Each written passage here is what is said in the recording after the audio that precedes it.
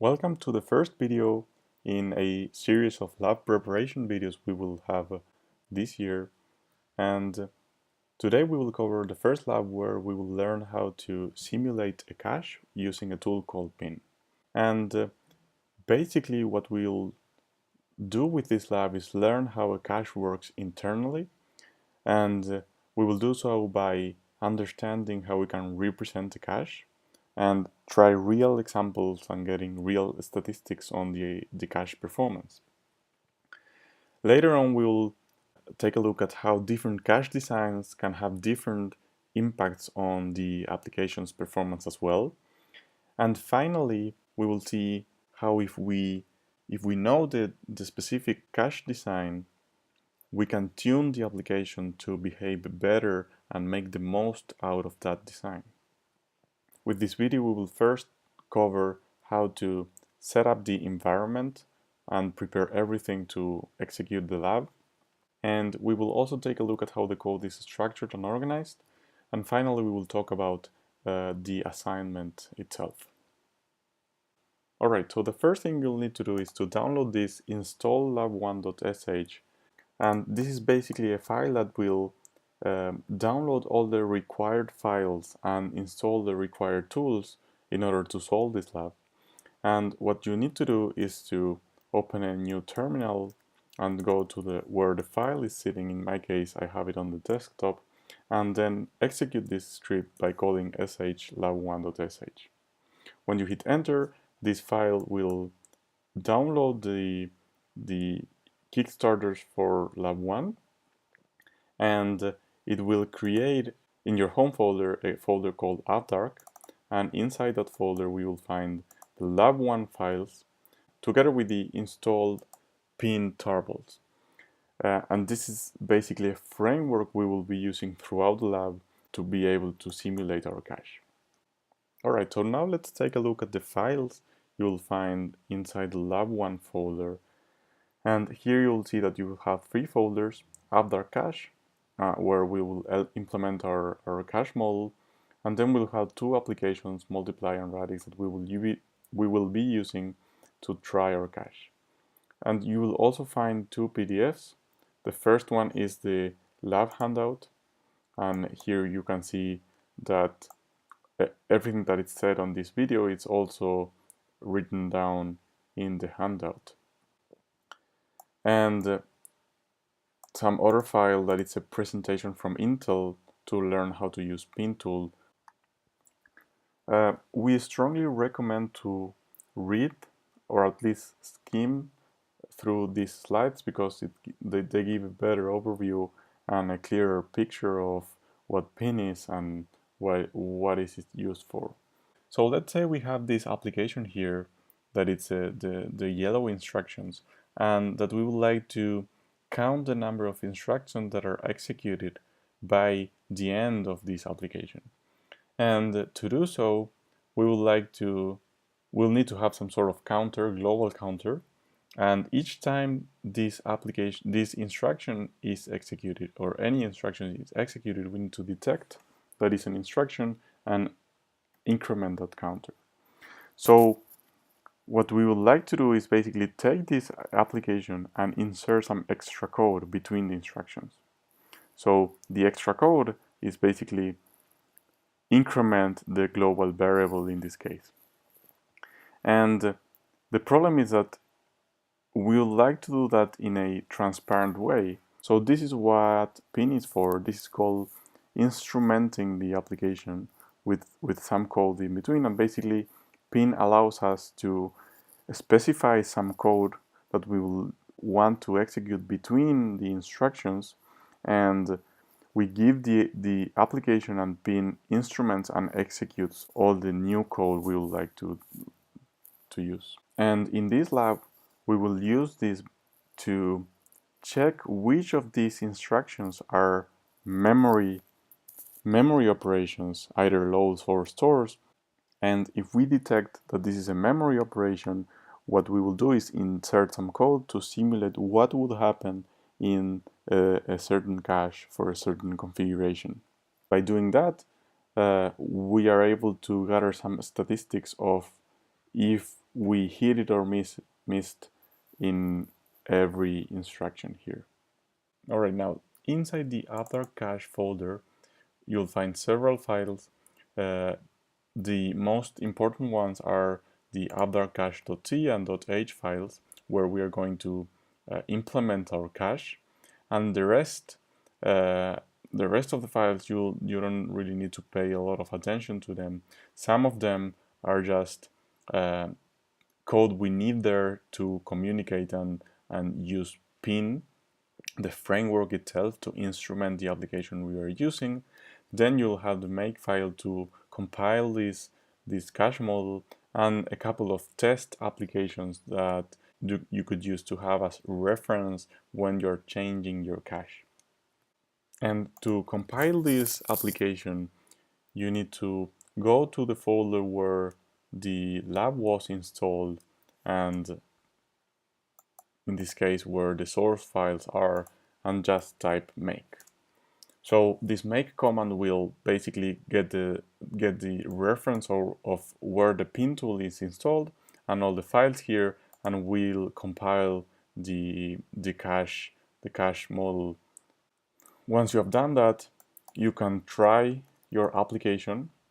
Let's clean up a bit here, and all the required commands that you will need to use are here in the handout. But basically what we'll do is, once you have compiled the application, we'll launch it by calling pin avdc, this is appdartcache.sh, and after specifying that, we'll need to give to the cache certain parameters, like for example the associativity. We'll work with, for example, in this case, associativity 2. We'll also give the size of the cache, and we will configure it to have 64K, and also the cache line size of 64 bytes. So what we are specifying here is we would like to simulate a cache, that this is our implementation of a cache, with which is 64K, with which is also two-way set associative and has a cache line size of 64 bytes. And we are going to simulate this cache with an application, and for that we'll need to specify a double dash and then tell which application we'd like to use. In this case, this is called the target application, and this is the pin syntax. And in this case, we'll use ls. And this line over here is basically saying, run this command, this target application, on this instrumented by this pin tool. And what we'll end up doing is basically simulating what would happen if this target application would have run in a cache with this configuration. So when we hit enter, you'll see that the output here on the standard output is just the output of the target application. So you won't notice any difference other than the application being slower, because we are creating a lot of overhead by this tool.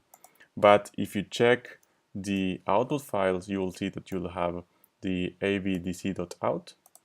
And if you take a look at the contents of that avdc.out file, you will see that it has some statistics of how that application behaved on that cache. So you can see that it executed a certain number of writes, and some of those writes missed in the cache. It also executed a number of reads, and some of these reads also missed. And then it will count the total number of misses and the total number of accesses it did, and therefore with that information we can calculate the miss ratio. So this is very useful information, because if you change any of the parameters here and rerun, for example, let's say that we now change the line size to 8 bytes, we can rerun the application, we can open the avdc.out file again, we have different statistics on how that application would have run on a different cache configuration. So now let's take a look at how we implement this. And if you open the header file here, you'll see that there's plenty of things coming out here. And the most important part here is this struct that it's called AppDarkCache T. This is the type of the struct where we are defining our cache object. And it has plenty of variables, and it's only one way of how we can represent the cache. This is the one we are using here, and this is where your cache will be defined. And you will see that it has plenty of variables inside. For example, a size, a block size, and associativity. These are basically the parameters we are giving to the simulator. We are saving them here if we need to use them throughout the code.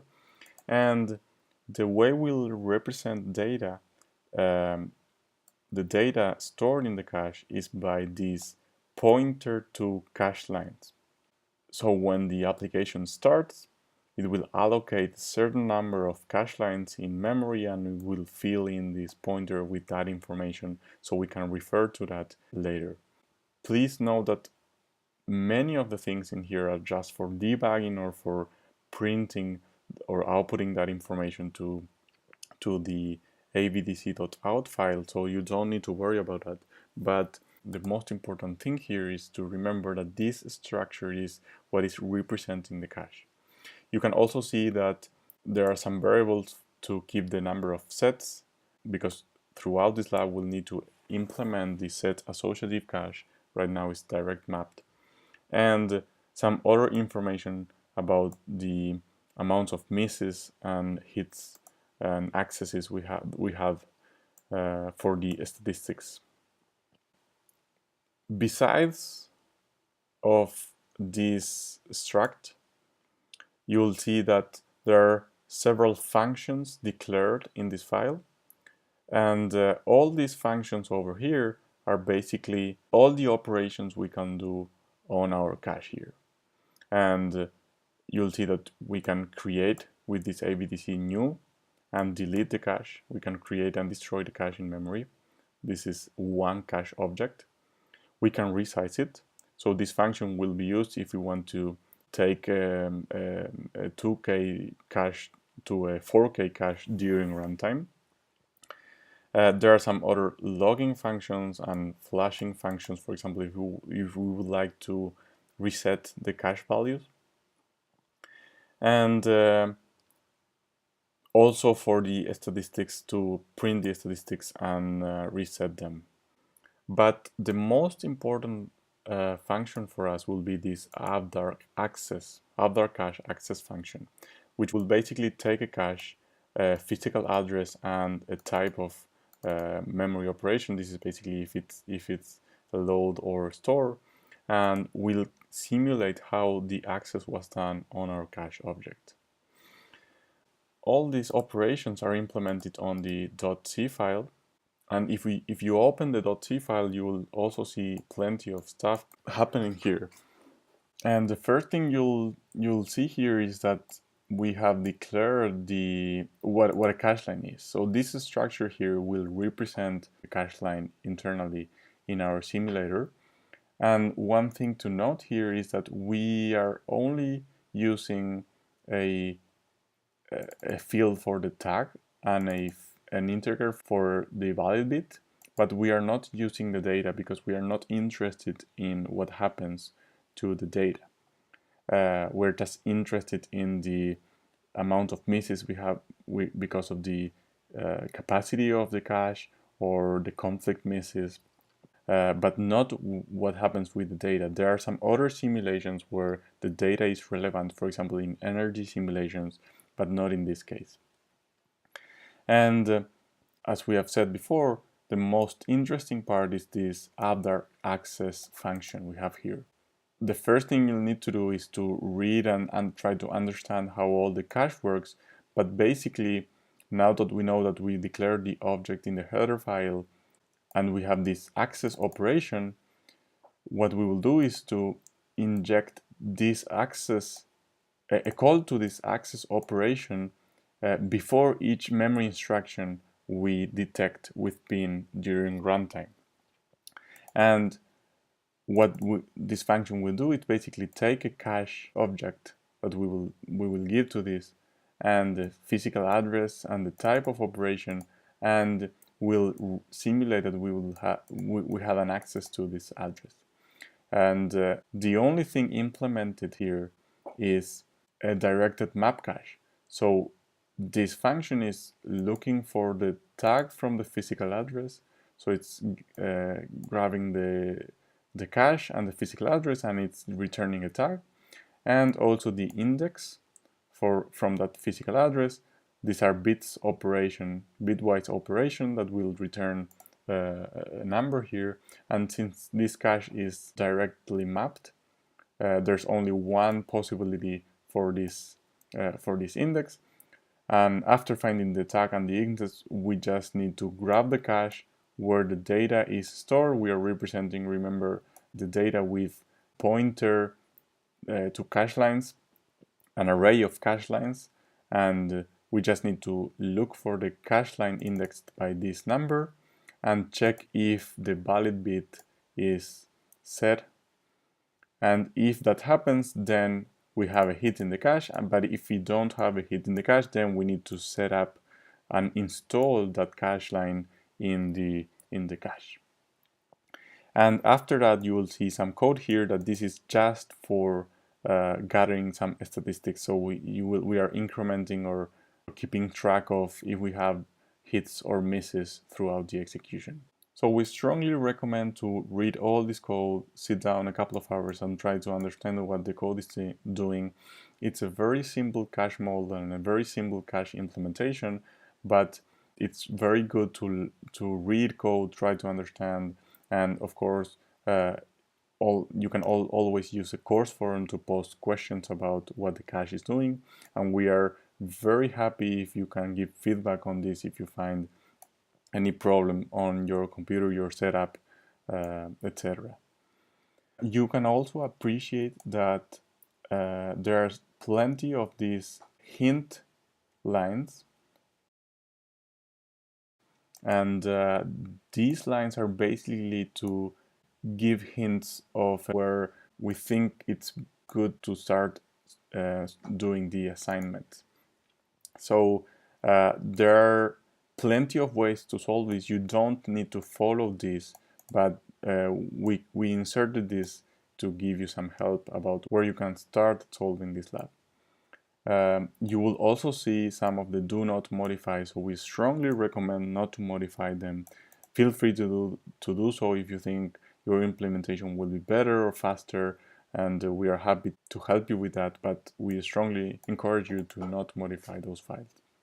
So now if we go back to the assignment, we just took a look at how the code was structured inside, and right now, as we said, the cache implemented is a one-way set associative because it's direct mapped, but your first task is to implement a two-way set associative. So we'll need to change how the cache is represented internally to support this. You can keep using the makefile and clean the previous compilation with make clean, and keep using make to recompile when you have changed the source file. And what you can also do is to type make test. So this make test command will basically run these two test applications, test 1 and test 0. In the handout, you can also see that there are some parameters. Here's the explanation about the parameters.